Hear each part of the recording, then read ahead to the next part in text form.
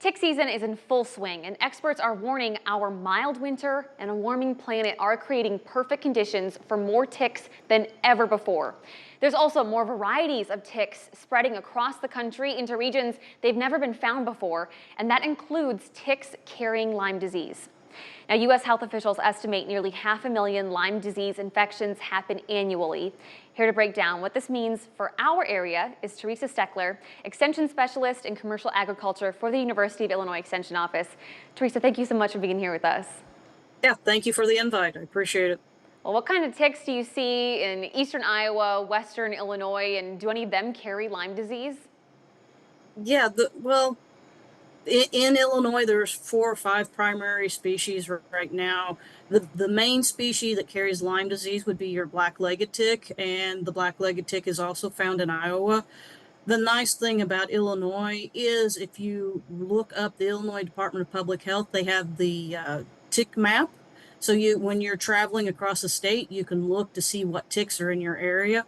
Currently, the black-legged tick is in pretty much the northern 2/3 of the state, and approximately 40% of the adult females are carrying the Lyme disease causing agents, and about 20% of the NIPS.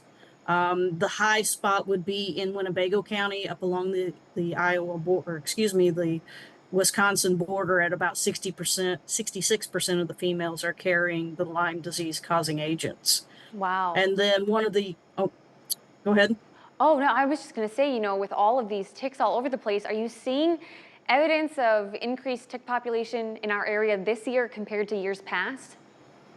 That's going to be a little bit variable. This year is exceptional because we have a lot of nice weather for ticks. They love hot, humid weather. We have a dry season, they can desiccate if they don't find protection.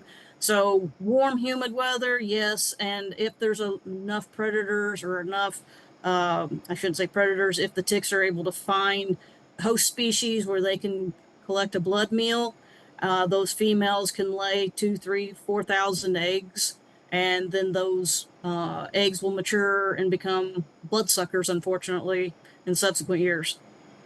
4,000 eggs is a whole bunch. I mean, when I was reading up about ticks and how they're more prevalent this year, it kept coming across how climate change plays a role in all of this. Can you shed some light on how those two things are tied together? With our warming temperatures, it just makes it much more hospitable for the ticks. That brings in new species. We're seeing species move northward. We have the Gulf Coast tick moving up, and we have the Lone Star tick, which is moving throughout Illinois. So it's just changing the dynamics. I've read some literature suggesting that these ticks were here previously, and then due to too cold of conditions, they migrated out away from here, and they're just coming back to where they were originally. So how can we keep ourselves safe? Very good question. One of the big things is wear clothing that when you're done, you could throw in the dryer, hot dryer for 20 minutes. It will kill a tick. A lot of people have told me they just throw it in the washer and they don't do anything. So that washing the clothes will not necessarily kill the tick unless you use hot water. When you get ready to go outside, use a spray with at least 30% DEET.